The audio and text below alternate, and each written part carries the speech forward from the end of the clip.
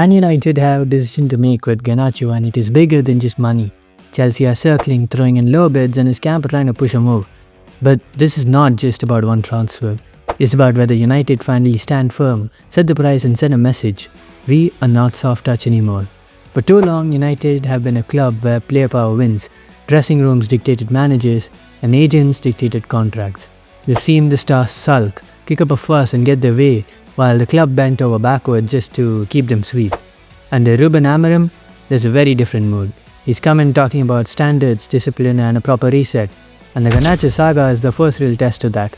A teenager with incredible talent, already a fan favourite, but with an attitude problem that needs handling. Get this wrong and we slip back into old habits. Get it right and Garnacho could be the moment this new culture begins. We have seen it before. Every manager promised a reset, every manager promised discipline, and every single time players had too much power. The board folded and the standards slipped. Amorim's first summer here was clear. No passengers, no weak links. The so-called bomb squad is proof of that. And if you watch pre-season, you saw the difference. Our players are sharper, fitter and more organized. But culture is not proven in friendlies. Culture is proven when the club makes the hard calls, and Garnacho is the ultimate hard call.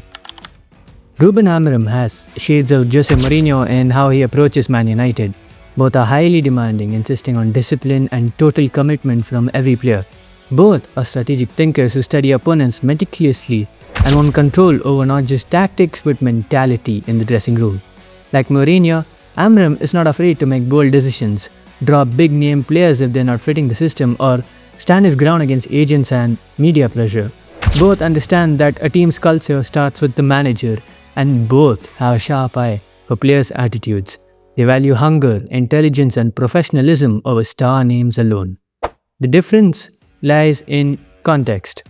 Mourinho often clashed with players and sometimes didn't have the full support of the board, leaving him exposed to player power. Amorim, however, arrives in a Man United setup where the structure backing him from above is designed to enforce the standards he demands. The bomb squad, pre-season work and recruitment all gave him tools Mourinho didn't always have. Garnacho is the first true test of this Mourinho-like authority combined with full backing. Amorim has the temperament to confront the challenge, but now he also has the power to make it stick.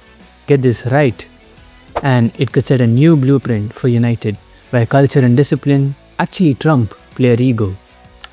Here is where we are. Garnacho wants Chelsea. He's made it very clear. Bayern Munich came calling, one of the biggest clubs in Europe, and he said no, just to force the Chelsea move. Chelsea have offered around 25 million. United's price is 50 million. It is a game of chicken. His camp is feeding lies to the press, claiming he's not scared to sit out for a year. Big talk. Reality check is, it is really easy to say that in August. Try saying that in December when you're on the bench, missing Argentina squads and watching the world pass you by. This is not a debate about whether 25 million is decent. It is about principle. United have been mugged off the transfer market for years. Other clubs know it and agents know it. They circle us because we've been easy prey. The examples are Anthony Langa. He had Premier League experience and was a Sweden international. He was sold for 15 million. Alvaro Fernandez, he was a promising Spanish fullback, sold for far below potential. Past players like Daley Blind, Chris Smalling and Ander Herrera all worked out for peanuts. Every time we've done it, it screamed weakness. Every time, it invited more of the same. Garnacho has a chance to finally draw a line. Here is the blunt truth. If Garnacho thinks he can hold United to ransom, then let him rot.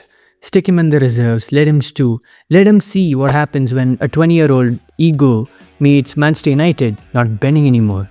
He says he's fine sitting out a year. Fine, call his bluff.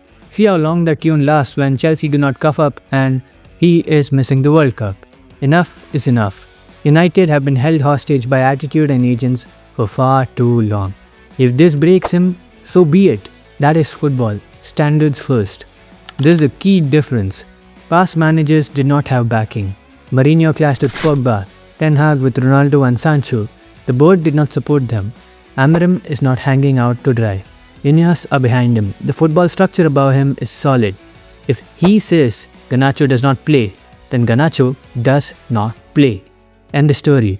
That is how you enforce culture. That is how you set standards. And that is how you actually change what happens at United. I know what some fans are thinking, just sell him, he does not want to be here, take the money and move on. Easy option, the one United always used to take. But that is exactly what not to do. Sell him cheap, and the lesson every agent takes away is push enough and you will get your way. That is player power winning again. That is the exact culture we are trying to escape. Stand firm and suddenly every agent, every club, every player knows United are not a joke anymore. Fold again and we are back to square one. Another falls down, another reset that changes nothing. This decision is not about Garnacho, it is about long-term identity of Manchester United. Garnacho can sulk all he likes, dream of Chelsea, sit out for a reason. That is on him. Chelsea, you do not get him for a discount. It's 50 million or nothing. If Man United are serious about ending a decade of chaos, this is where it stops.